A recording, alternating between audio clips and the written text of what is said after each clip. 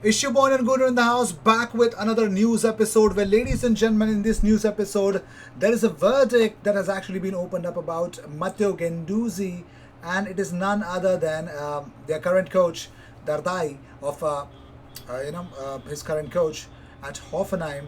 Sorry, Hertha Berlin. I'm really sorry about it. So, there's certain things that you would not like as if you're a Manchester if you're a Matteo Guendouzi fan, but yeah, he's given up he's given out his opinion about it. And also not only that there is also another thing that is going doing down the rounds, a super swap deal between Barcelona and Arsenal, considering about Hector Bellerin and Junior Firpo.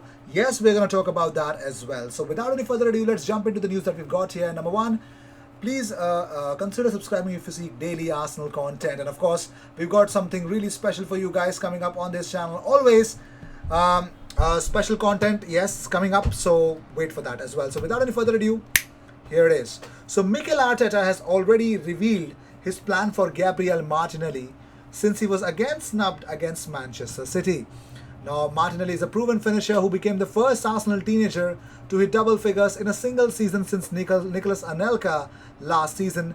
But those concerned should remember that the youngster only came back from injury. So Mikel Arteta has stressed his desire not to rush the Brazilian. So Mikel said, "Time is the key word in this industry, and nobody's going to give you time. The moment the ball doesn't go in the net and you lose a football match, you're going to question all the rest. So with Gabi, it's the same. Now he needs time." Arteta has already expressed his admiration for Martinelli and spoke about him glowingly as he began to make his return to training last year. He said Gabi is another one that even in a moment of adversity, you see him training and everything. He brings and contributes to the team. His energy, his passion, his motivation, he is transmitting positive emotions to everybody. He tries and goes again. He wants to score a goal and he is ruthless in training in every single action. So the more players you have to add in the end, that gets translated into what happens on the football pitch. Over time, you will be stable. He's another one who brings something different to the team, and we need players like him. And of course, Aubameyang and Martinelli are centre forwards, but with the squad balance that we have at the moment, to play on those positions on the left, we don't have five players. Like he just said that in the lockdown in March 2020. So talking after about different things, we are definitely talking about more stuff in the swap deal. Let's talk about the Junior Firpo Hector Bellerin swap deal, because it looks like Arsenal can complete Edu's transfer wish with Hector Bellerin swap deal with Junior Firpo. Now, Hector Bellerin's future is the big news for Arsenal this week following developments which state that he's ready to end his long association with Arsenal. The Spaniard was heavily linked with Paris Saint-Germain last summer, but was persuaded by Mikel Arteta and Edu to rather stay. An exit could now be on the cards 12 months on, as Bellerin is said to be considering a transfer with Paris Saint-Germain, ready to reignite their interest. Now, but Barcelona, Bellerin's boyhood club, also hold a long-term interest in the 25-year-old, and a return to Catalonia could open the door for another swap deal. So last month it was reported that Arsenal failed with the last gasp attempt to sign Junior Firpo on loan for the remainder of the season, but their interest is still ongoing. The 24-year-old was not open to a move in the mid-season window as his partner had just given birth, but that stance is likely to change at the end of the campaign following a lack of opportunities in Catalonia. Now, Firpo would solve Arsenal's issue regarding a lack of depth at left back beyond Kieran Tierney, which has been exposed by the Scotland international's recent injury absence. His versatility would also be a welcome addition to Arsenal's defensive ranks. However, as he has also been featured 3 times at right back for Ronald Koeman's side this term. Firpo has also filled in a left midfield and at the heart of defense for Barcelona, while he played predominantly on the left side of midfield for Betis prior to this transfer. Therefore, a transfer would provide Arsenal with significant depth in the number of opportunities, and it could make Firpo the ideal recruit. There is a possibility we are just not going to cut out all the passing channels, or rather all the lanes there. So this stat shows Bukayo Saka by far is Arsenal's most important attacking and creative threat this season. And yes, he is the reason why Arsenal create more. It's not just about Bukayo Saka scoring or rather assisting. It's rather the chances that he's creating, and that is exactly what we are very much interested in.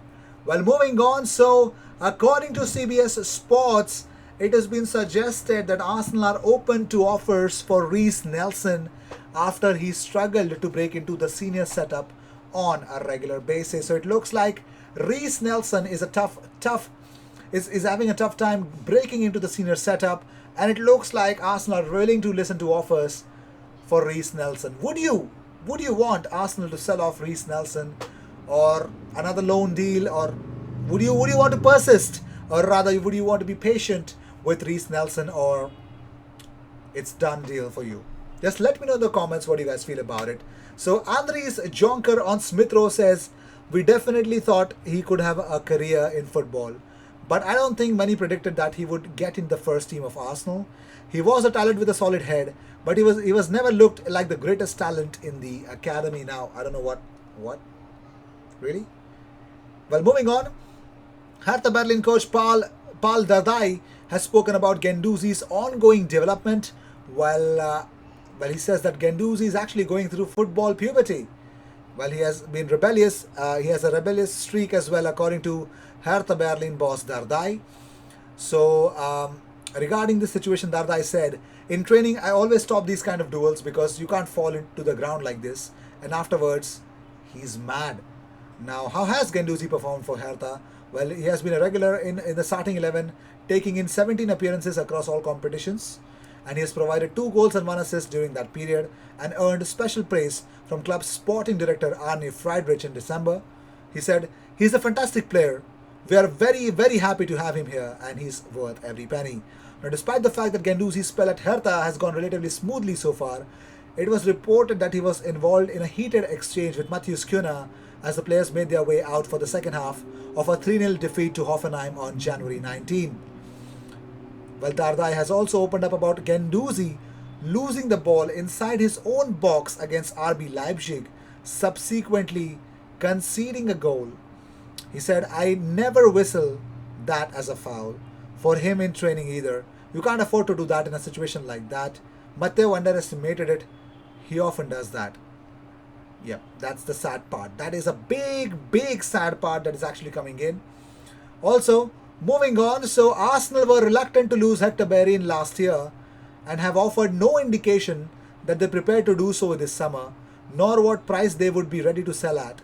They have identified targets to potentially replace him. Among them include Max Aarons and Tariq Lamptey. So Arsenal are looking at Tariq Lamptey, Max Aarons as a potential replacement for Hector Bellerin, but they have not set a price tag, and that is so unusual for a club. Anyways. Also, Bellerin also turned heads in Barcelona, as well as at least 2 Serie A clubs. Bellerin is one of the several players with 2 years remaining on their contract whose future will be decided this summer. Among them are Reece Nelson, who Arsenal are open to offers for. So that's according to James Benge, that Reece Nelson and Hector Bellerin might leave Arsenal in the summer, and that could be supremely shocking. Like, seriously, that would be supremely shocking. Like, I don't know. So it looks like Aliko Dangote can actually start Arsenal takeover talks again with Stan Kroenke. The richest man in Africa has spoken on numerous occasions about his desire to buy Arsenal from the American owner. Aliko Dangote has been out of the spotlight when it comes to Arsenal Football Club in the past year. This is not entirely unexpected given the pandemic situation, but the football club takeovers are not exactly high on the agenda for businessmen and women around the world, given the pandemic and the financial implications of the pandemic as well.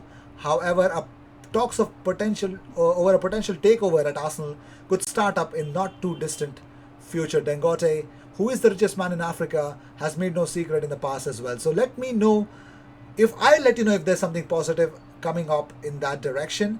But let us talk about some other stat as well. So in this stat, according to a potential source, it looks like Arsenal will end up having 55 points by the end of this season, which will keep Arsenal in the 10th spot, which is 2 spots below than what we finished last time around. If that happens, without any Europa League victory, I'm pretty much sure we're not going to have any European football beyond this. So, will the fans take positively this news?